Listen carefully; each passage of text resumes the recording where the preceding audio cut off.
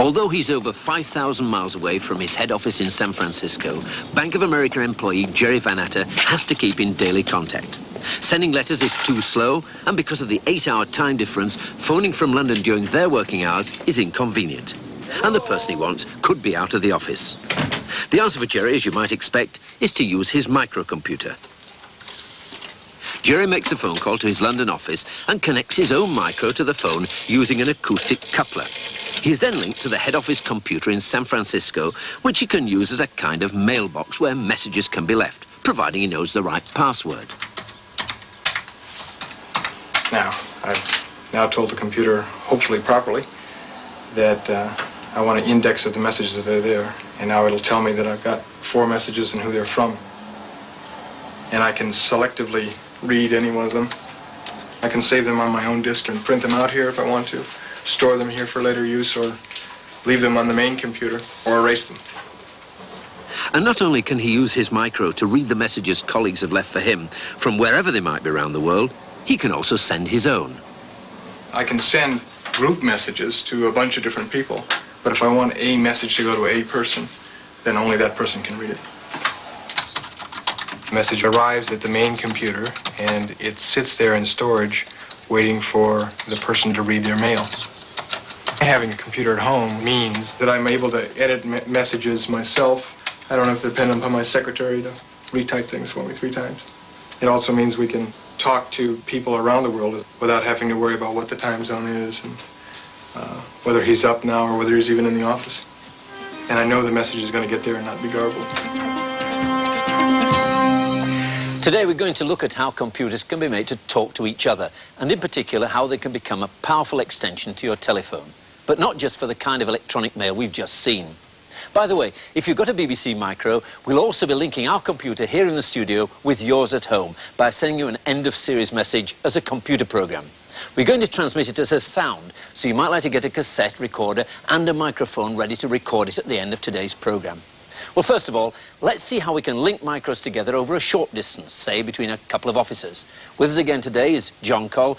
John, what's the setup here? Well, Mac, we've got a network of computers here over a very small distance, and all the computers on these benches are connected via a set of cables here. The cables just plug into the back of the computers. Now, they enable the computers to communicate with each other and to communicate, for example, with this unit down here, which is called a file server. And the real purpose and beauty of this system is that all users can then access the disks which plug into the file server here. In addition, all users on the network can connect to the printer and use the printer facilities. They don't have to have one each. This file server is just, in fact, 2 disk units. Really. That's right. And if you type catalogue or StarCat on your machine, I do the same, we can both get a catalogue of the disk, even though neither of us actually has our own disk unit.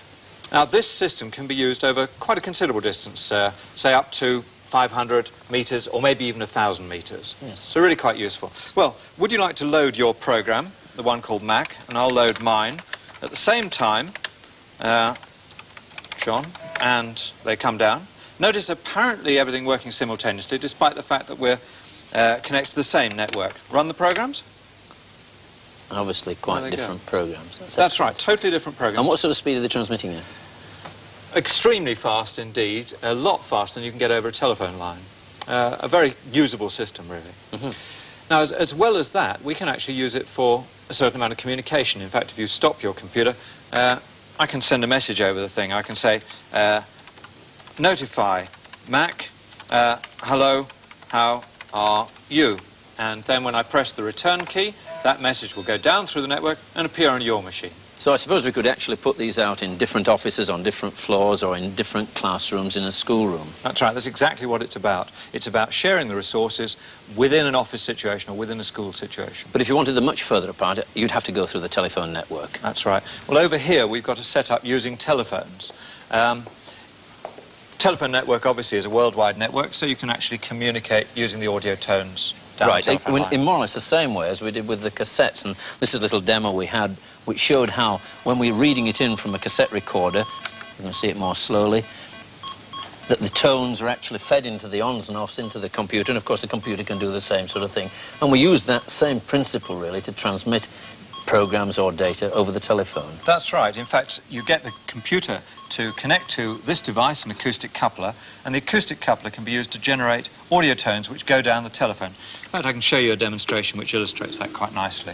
Wherever you have two users, each having their own telephone system, then it's possible for each of those users to link into their local telephone and transfer stuff across. On this illustration, we've got a program or a piece of text up on the first computer. If we join the two together with an ordinary telephone line, then that text or program can transfer across.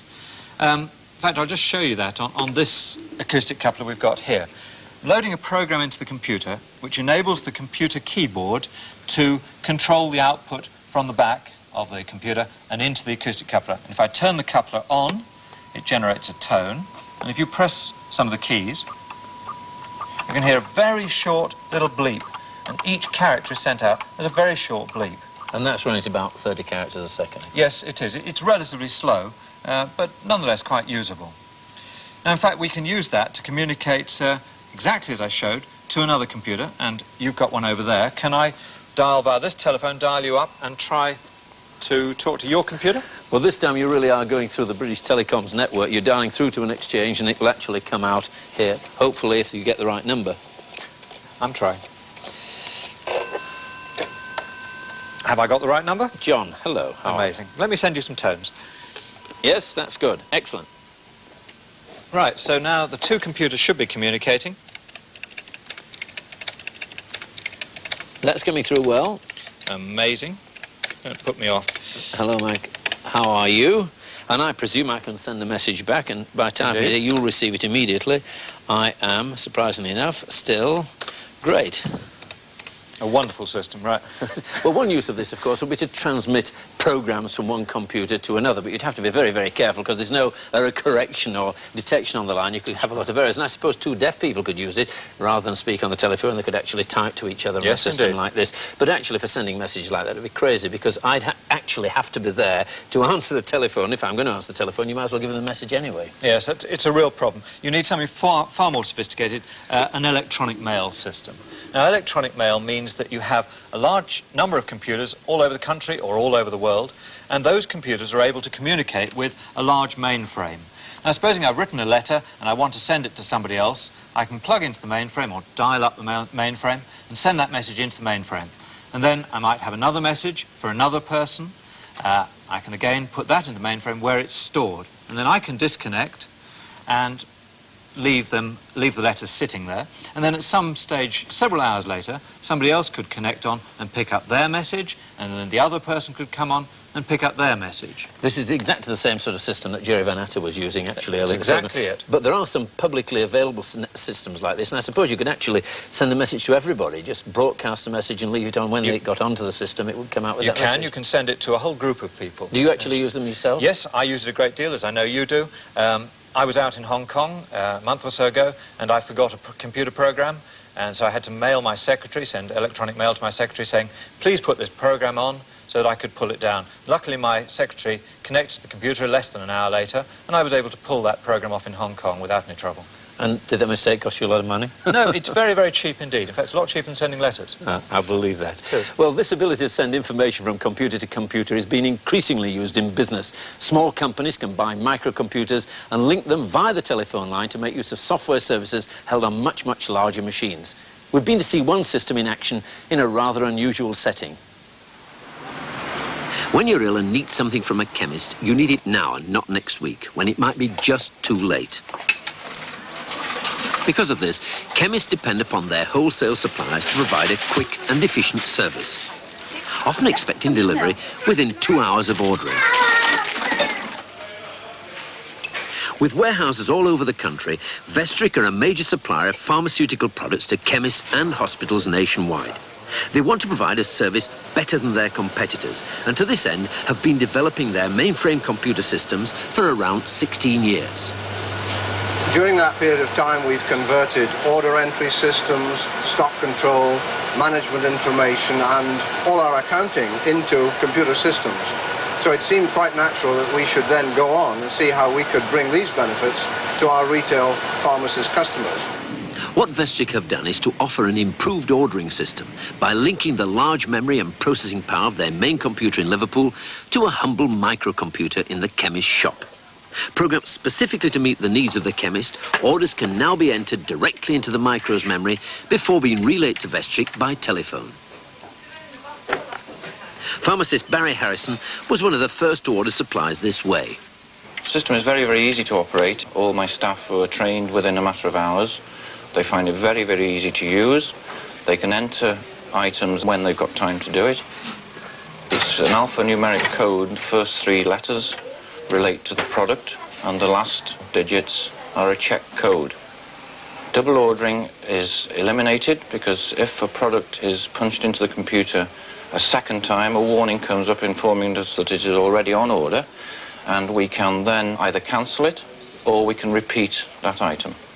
It can give me a price, it can check the quantity that they've got in stock, it can tell me exactly what pack sizes are available and how many. And I have all that within seconds of the order being relayed to the wholesale branch. And to do that, all Barry has to do is to use the phone. And as soon as I get the clearance code, I then merely press my data button. And on my screen now comes the word transmitting, followed by receiving, showing that the computer centre is receiving that order. Through Vestrik's link-up of computers, Barry's order is immediately printed out in his local branch warehouse, where it's dealt with in the normal way. By using computers for communication, urgently needed drugs could be on their way to the patient even quicker than before. I think nearly every retail pharmacy will eventually be placing their order by a computer terminal system. With a terminal in the shop, we cut down the time tremendously. And of course, because we're dealing with dispensed medicines, many of them needed urgently, time is a very important factor in our business. That was a private service, even though it used the public telephone system. British Telecom runs an information service on large central computers that can be used by anyone with the right kind of hardware and software, and that includes our micro and the equipment John and I were using earlier. Richard Hooper runs this service. Richard, Presto's been around for 3 years or so. How has its usage developed? Well, I think we've concentrated on what we call rifle shot target marketing. Here, for example, on this screen, you see the index for travel agents. There are about 4,600 travel agents. And how are they using it? Well, holiday availability and, for example, booking. They can book airline seats. So they can book them direct with the airline's computers and tour agents? Through Prestel, through a gateway into airline reservations computers. But how can a home user use it? Well, still staying on the subject of travel, which is very popular at home, you've got a service like Skyguide, which tells you the departure and arrival information at Heathrow Airport. So if you're going out to meet Granny... Well, let's have a look. She's arriving from the States. Let's look at... Well, Terminal 3, Terminal 3. So that's 17.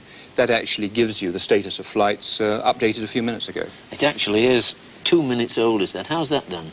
Well, the computers that actually drive the arrival and departure boards in the lounges are also driving an American Express computer in Brighton, which is driving the Prestel computers back in London, and there you are. So you're absolutely certain what you're seeing on your screen is what people are actually seeing in the airport? Absolutely, just taken off the gate numbers, that's all. But that's just information. What else can we do? Well, we use the telephone, so therefore we can send messages back to the computer in a message mode. For example, let me book you some seats at the Barbican Theatre, the Royal Shakespeare Company. That's extremely kind of you. 220... I made an error. Right, if you look down line 24, 220-232-252, press hash, and this gives you seat availability. What are you interested in? Henry IV parts 1 and 2, and Poppy. Well, let's try Henry IV part 2. 15th of March, what about Well, that? 16th of March is not available. Oh, it's 4-2 you want? Yes. 15th of March, £8.50. OK, let's book it for you. This is an electronic booking form, an order form, if you like, which we've called up from the machine. And you'll see that the name of BBC Television Centre, which owns this particular set, coming up, and they're going to actually pay for it. And the cursor moves along to just where you type. The cursor now says March 15th. March 15th. 15, press return. We obviously want two at 8.50, none at 7, certainly none at 6. We don't want a matinee. Then it says name. Well, let's put in your name, Mac. Press return. Credit card. Well, the BBC's credit card number is 1234. I'm reliably informed. And then you'll see on line 24, key 1 to send, key 2 to cancel. Since this is the last program they can afford it, I'll send it, message sent. It's marvellous. But you wouldn't need a microcomputer to do that. You could do it on a fairly ordinary little dumb terminal like that. Yes, I mean, everything we've seen so far, as you say, could be done with that and a colour television set or a black and white set. What special service have you got to offer for a microcomputer user? OK, well, here we have the BBC Micro with an acoustic modem, telephone network. It can do everything that we've done already on Prestel. And in addition, there is a service aimed specifically at owners of home computers, small computers in business and schools, and this is called Micronet 800. And what this does, I mean, its main feature is that Prestel stores on the computers computer programs which we download called telesoftware. So it's not just for the BBC Micro? It's for the Apple, BBC, Commodore PET. And we just store the machines and we can download them to your machine at home or in the office. And can we do that? OK, well, let's... I've got a surprise program for you. This is a bit of electronic soft documentation. And if you want to download the program, special function key F5, and we are now actually downloading it. And this is a basic program stored on the Prestel computer. And how fast is it coming through? It's coming through at about 1,200 bits per second. And is it error corrected? How do we know we got what's there is actually the program? There is a checksum at the bottom, and it just checks the number of characters. And if it's OK, it passes the page. If it's not OK, it'll reload it. And how many programs have you got altogether available to the user? Oh, there are something like 1,000 programs for different range of machines. That's amazing. And some of those you have to pay for, of course. Some of those are free and some of those you have to pay for. This one is free. I'm now downloaded 3.5 frames. I can leave Prestel, pressing F4. And now comes the real test. OK, now the real test. Does it work? I'm now going to go back into BASIC and now run the program file, press F6, hold your fingers. I've just been downloaded it from Prestel. Is that all it does? Well, thank you very much, Richard.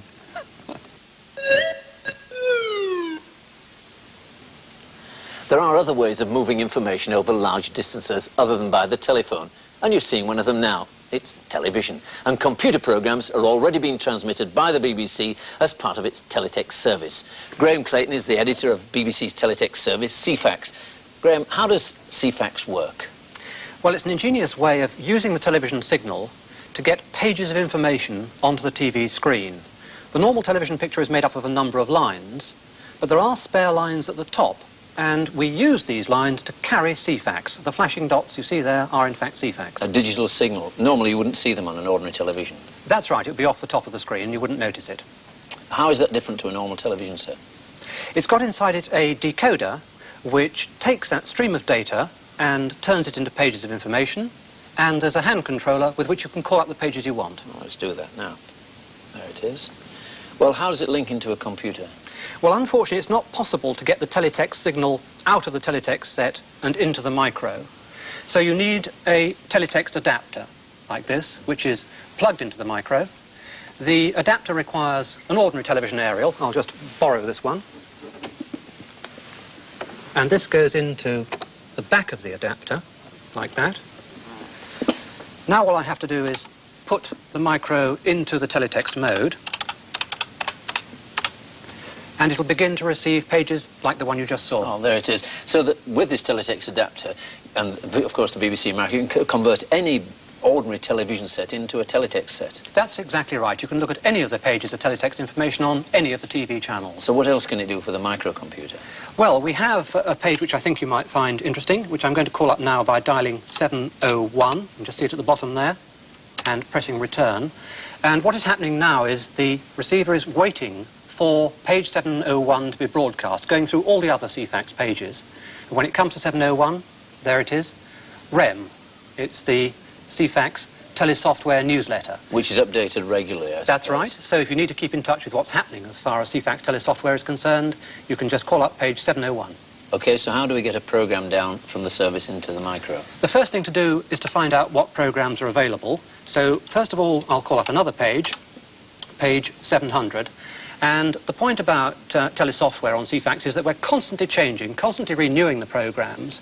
So you need each time to turn to page 700 and find out what is currently available. There'll be a list of programs and a little bit of information about each underneath. Shall we try and load one down? What about Brickup? OK, once again, we start by calling up the appropriate page number. In this case, as you can see, 704.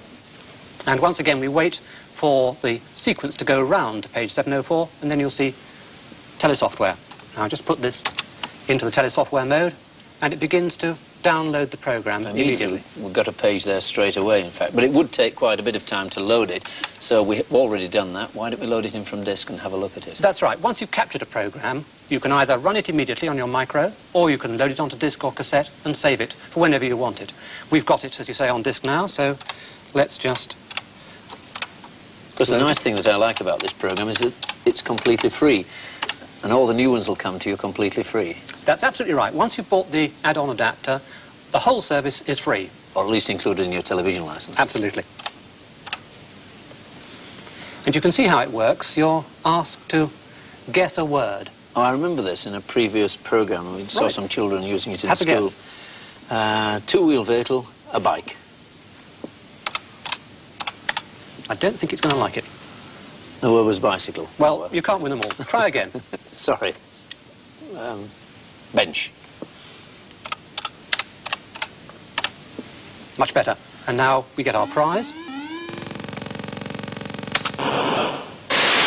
And eventually, after you've got sufficient words right, you in fact demolish the brick wall and escape at the far end. And what other sort of programs are you going to be transmitting?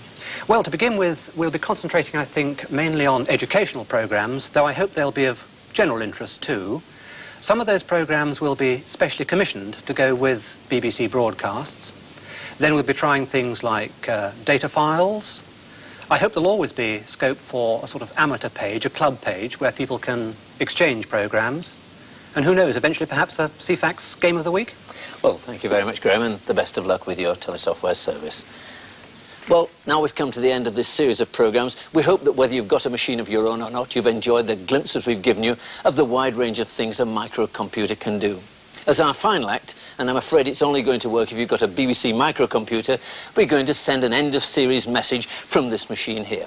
So put the microphone of your cassette recorder as close as you can to the television loudspeaker and start recording now. We'll be sending you audible tones, and they last about 30 seconds. To try and make sure the tones are easy to receive, we're sending them at 30 characters a second. So when you come to play the tape into your computer, you'll need to type star tape 3, like this.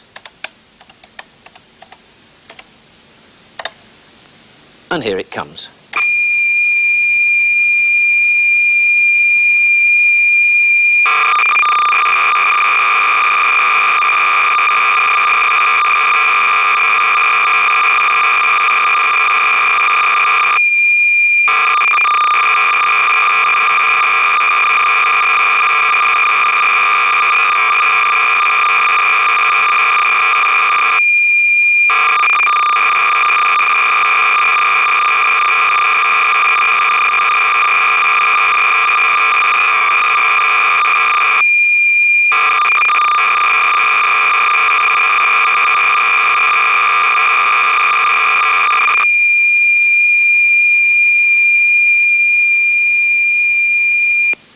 Well, that music's so beautiful that one day they'll make a disc of it.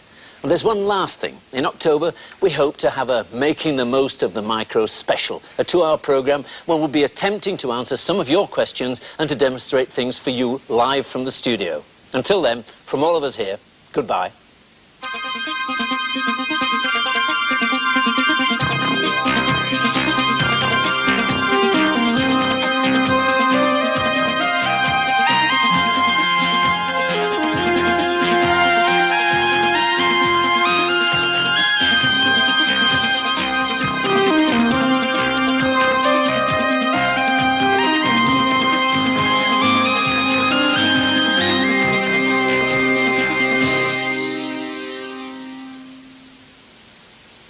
Well, the series may have come to an end, but for details of information about the project, including notes for teachers, the BBC microcomputer system, the BBC telesoftware service associated